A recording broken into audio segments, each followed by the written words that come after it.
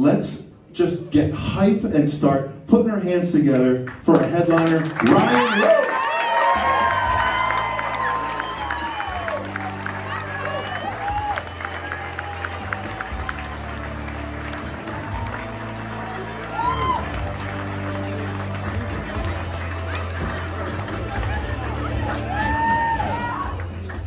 What's up, Providence? How we doing? Yeah.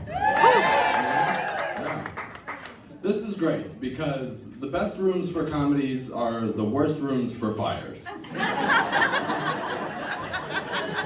I've done a lot of church basement shows, and this one is by far the most hazardous. Now, this is cool. I mean, I know what you guys are all thinking right now. You're thinking, thank goodness I was hoping that it would be another white man. But before you start judging the diversity of this lineup, first off, okay, and second, like, we got Tim, so give it up for Tim one more time.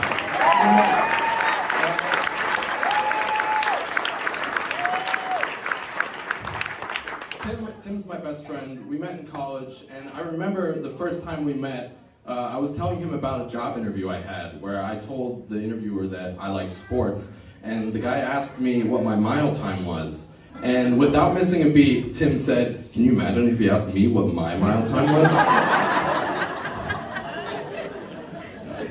But I do like sports. I love sports. I'm actually really into the sport of curling. You guys know what curling is?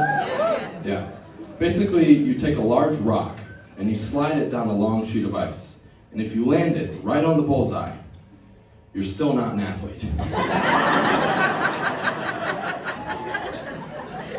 I don't know if you guys saw this. At the last Winter Olympics, a Russian curler got caught using steroids. And we as a curling community all asked, why?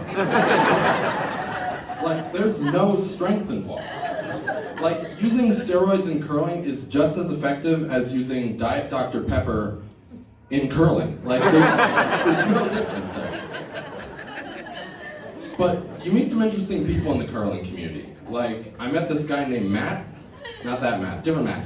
Matt has a gold medal in curling. And he's an Xfinity technician in Eau Claire, Wisconsin. The same guy that has a gold medal is also the guy that comes to your house sometime between 8 a.m. and 8 p.m. plugs in your cable box and mansplains the remote to you.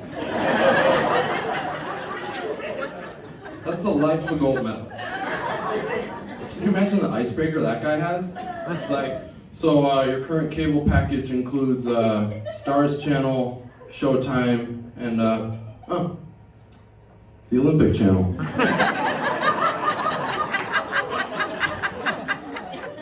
You ever been to the Olympics? No? You're missing out. It's tough though, seeing so many people lose. It's really, sorry, I totally forgot I was wearing my gold medal. What sport is it in? It's kind of like a chess on ice kind of thing. Requires a lot of strategy and accuracy. Is it curling? Yeah, it's curling. I come from a big family. I'm the third child in my family, which has its pros and cons. Like, a pro is that there's no pressure on the third kid. Like, for instance, my brother, he has 3 kids. The first kid, when he had his first kid, no lie, he announced it to us via national television. When he had his third kid, he announced it to us via group text. Like, this was me finding out that I had another nephew. I was like, huh. LOL. So, there's no pressure on the third kid. A con of being the third child is that there's no photographic evidence that you had a child.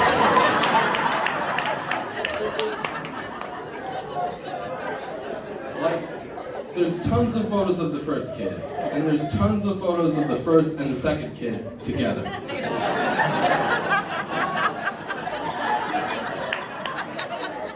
And then by the third kid, they're like, film's expensive.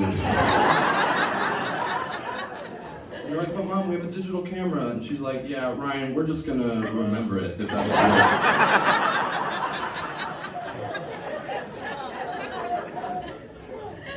There's very few photos of me as a kid. There's only one video of me. I didn't find it until I was 18 years old. It's on a VHS, and half of it is taped over by an episode of Days of Our Lives. It's very weird. It's like, here's Ryan, he's standing up, he's standing, I didn't murder your husband. I murdered your wife. It's like, whoa. Calm down, man. Take a seat. Ryan, you stay standing. You, sir, take a seat.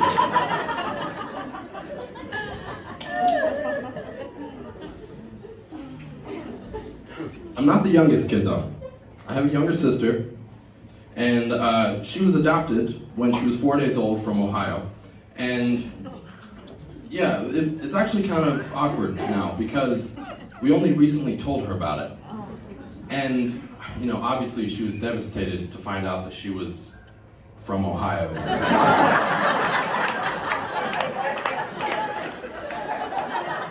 She had always known that she was adopted, we just couldn't bear to tell her where from. You know, luckily she was only 4 days old, so I don't think there was enough time for the Ohio to set in, I give it up for my parents. They got the call, and they were like, there's a little girl in Ohio, and they're like, great, let's get her out of there. Can't let her get corrupted by the Cuyahoga. This is crazy. I found this out. The Cuyahoga River in Ohio has caught on fire 72 times. That's insane. It's also a lie. It's only been 13. But you believed it. Because that's what we come to expect from Ohio.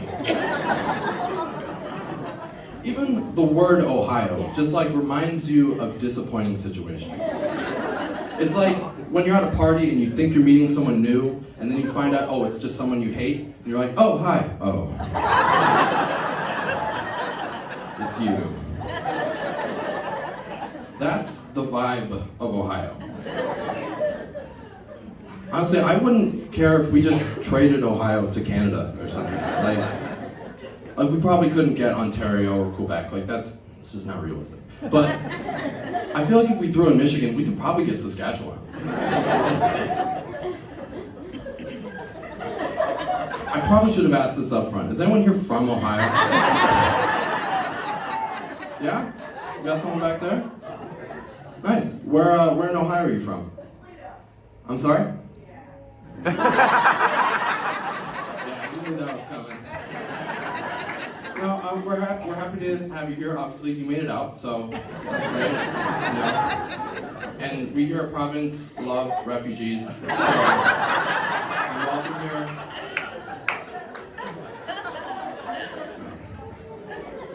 How am I doing so far?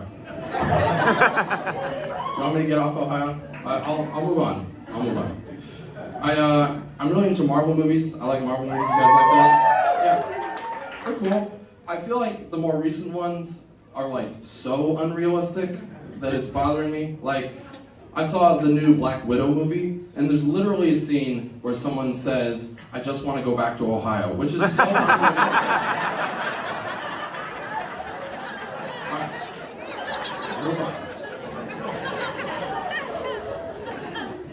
My sister's cool. She is cool. She is emotional. One time she got so angry, she literally punched a hole in the wall of our house like it was paper. Just like, boom. It was like she could have broken her hand on a 2x4 or something. I mean, it would have been weird if she was like using a stud finder first, but still, that's a gamble. But my brother is a genius, because he said he had the idea of we should frame the hole. And I don't mean like we covered up with a picture, I mean like we framed the hole. Like we bought a picture frame and we took out the back and the and the glass, and the stock photo of the perfect family, which felt like a metaphor. And we framed the hole. We bought 2 picture frames because we thought, as soon as she sees the first one, she's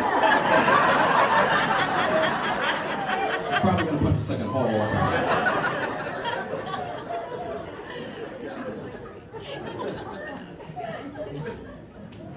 Speaking of emotions, I'm in therapy. That's cool. Where therapy people at? Yeah? It's great.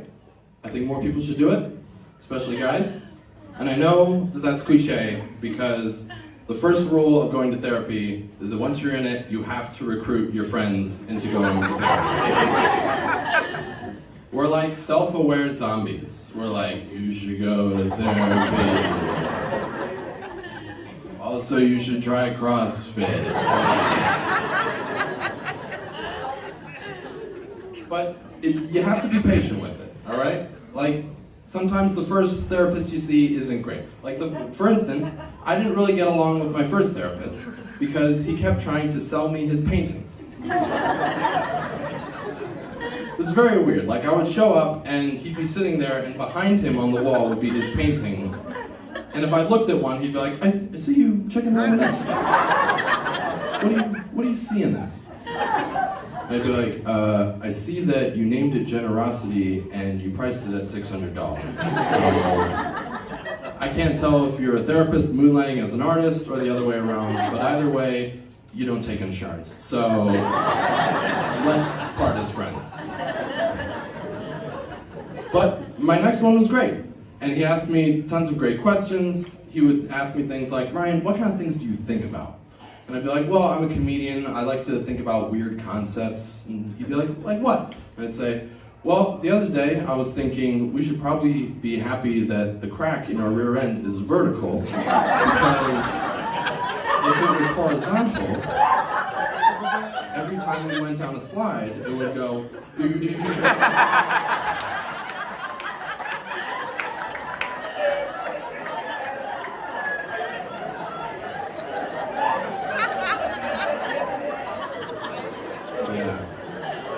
And then he spent a long time writing in his notepad, and that was scary.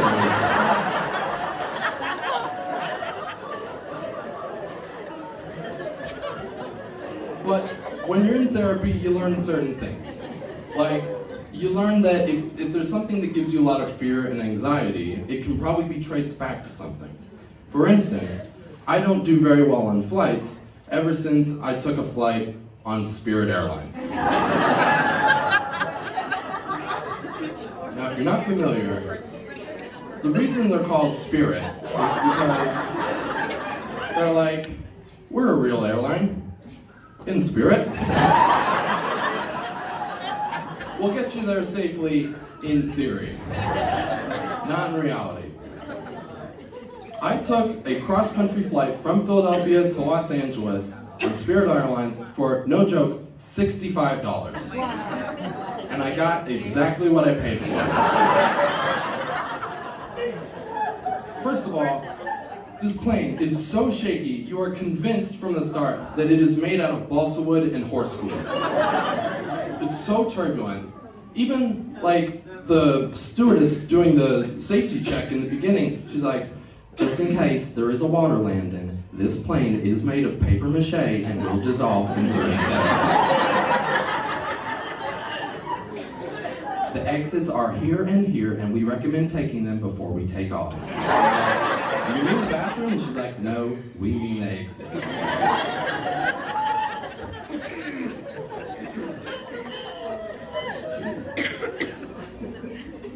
I went to the dentist recently, and I'm not a conspiracy theorist, but dentistry is organized crime.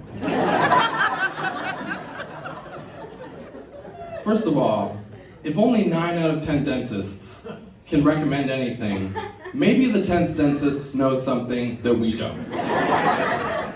Maybe the 10th dentist is looking at the other 9 like, I'm not playing your games. I will not peddle your lies. Next time you're in a grocery store or anywhere that sells toothpaste, just look around and count the amount of whites there are. There's crystal white, brightening white, charcoal white, because charcoal is white. It's a scam, man. In full disclosure, I used to date a dentist, but this isn't a revenge thing, I promise. This isn't like, you know what I hate? Dentists named Lauren. She's cool, we're good. But she told me something interesting. She said when she was a kid, she had a jaw condition, and her mom tricked her. Her mom told her that she was going to the dentist for a checkup, and when she got to the dentist, they put her under, and when she woke up, they had performed full oral surgery on her. Now, I don't really like pranks, but that is the most elaborate prank that I've ever heard of. Like, my mom once did that to me for a haircut, where I wanted one thing, she wanted another, and they did what she wanted, and that's the reason I'm still in therapy. So,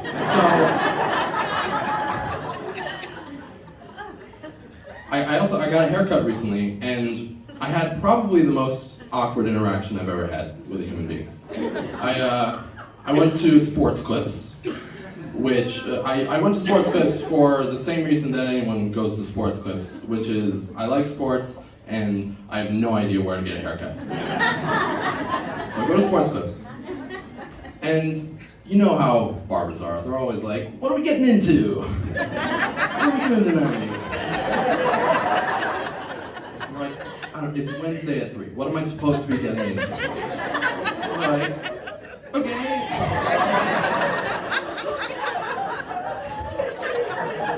Who'd you vote for? Quick political side note. I don't care who you voted for. But if you do not return your shopping cart into the shopping cart area, you don't deserve to vote. That's my stance. You don't deserve to participate in democracy at that point. Yes. But anyways, so I'm at the barber. But this barber, she didn't ask me those typical questions. She asked me something very weird. She asked me, "Were you just in Lynchburg?" And I said, "Yeah, just last weekend." And she said, "Okay." And then we didn't talk the rest of it. And it wasn't until afterwards that I realized what she actually asked was, "Were you just on your lunch break?" So just to recap, this innocent woman asked me, "Were you just on your lunch break?" And I said, "Yeah, just last weekend." And then there was silence for 30 minutes. I have not stopped thinking about that ever since. And if I can't stop thinking about it, she definitely cannot stop thinking about it.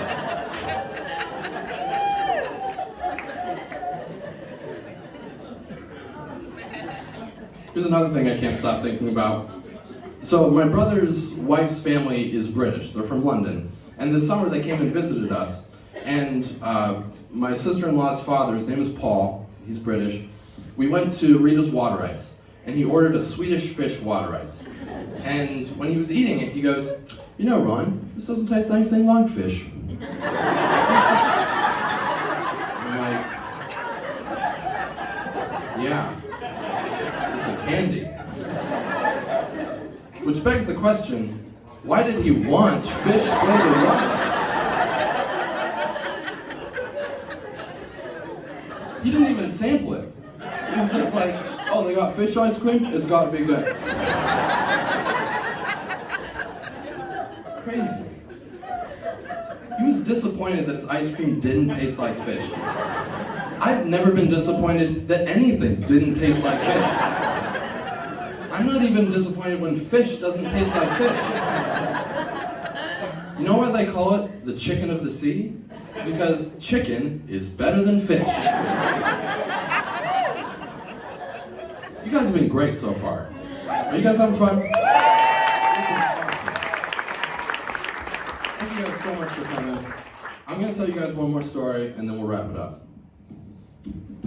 So I'm from Westchester. This is a cool opportunity for me because I don't often get to, do comedy in my hometown. I went to high school right down the street at Henderson, and so I have a story. And when I tell people this story, they often tell me that it sounds eerily similar to a Netflix romantic comedy called To All the Boys I've Loved Before. You guys have heard of it? Okay. So I like to preface the story by saying I didn't steal this from Netflix. This did really happen. So when I was in high school, I was in the Boy Scouts, and I loved the Scouts. But when you're a Boy Scout and you're a teenager, it's not something that you like to tell people. You're a little embarrassed by it. Like, we in the Scouts in the school, we never said the words Boy Scouts out loud. We actually had a code name for it. We would call it Yacht Club. We were nowhere near water. But I was in the Scouts, and I earned the highest rank of Eagle Scout. And when you earn your Eagle Scout, what they do is, it's called a Court of Honor. It's like this big ceremony where the Scouts put it on for you, and Scoutmasters come up and say nice things about you, and you can invite your friends and family, and it's a nice thing. But, when you're a teenager and you're a Boy Scout, there's not many people that you feel comfortable inviting to an event like this, where you're going to be in your dress browns, saying the Scout oath and all that. So, I was writing out invitations to my friends in the school, and there was only like 5 people that I could think of that wouldn't judge me at this thing. And I was like, dang man, this kind of stinks. I worked really hard for this. I wish there was more people that I could invite to this thing. And I don't know if you guys have ever written like a therapy letter or something. It's like a letter. You don't have any intention on sending it to anyone. You want to get like these thoughts out onto paper.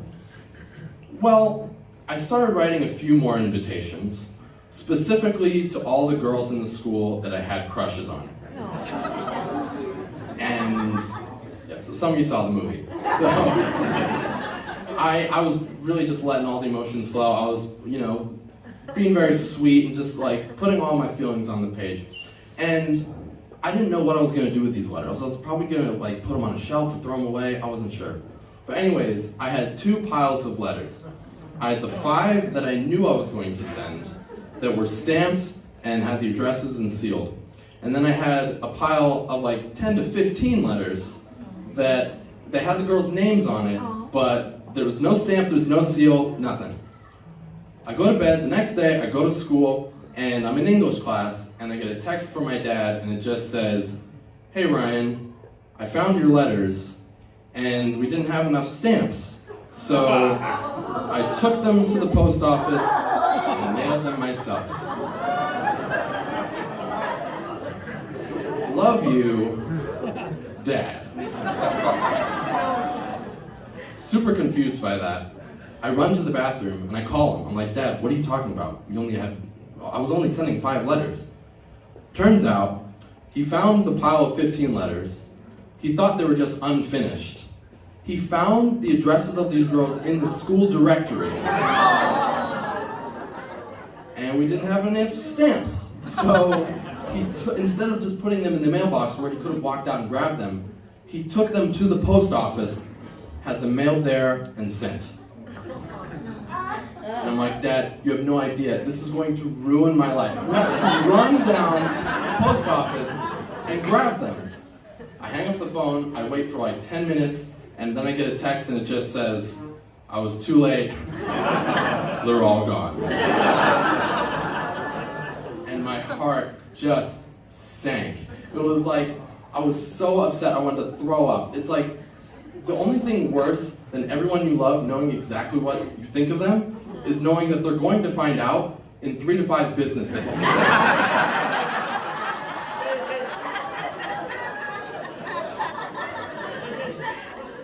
I walk back into English class, and I'm looking around the room like, she's getting a letter, she's getting a letter, she's getting a letter.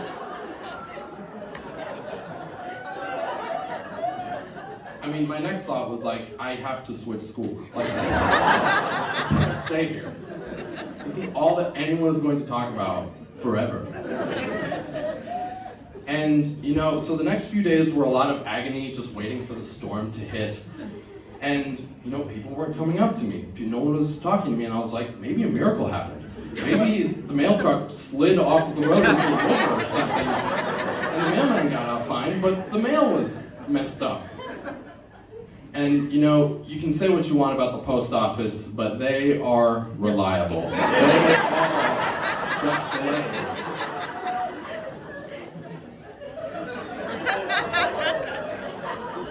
But I was lucky. The girls that got these letters, they were very cool about it. They weren't embarrassing me or starting rumors or anything like that. And the craziest part is, when we actually had the Eagle Scout ceremony, a few of those girls actually came. So, thank you guys so much. This has been so much fun. Come back to Project if you didn't come before. And you're welcome. Come back up. But, this has been great. Thank you so much. Have a good night.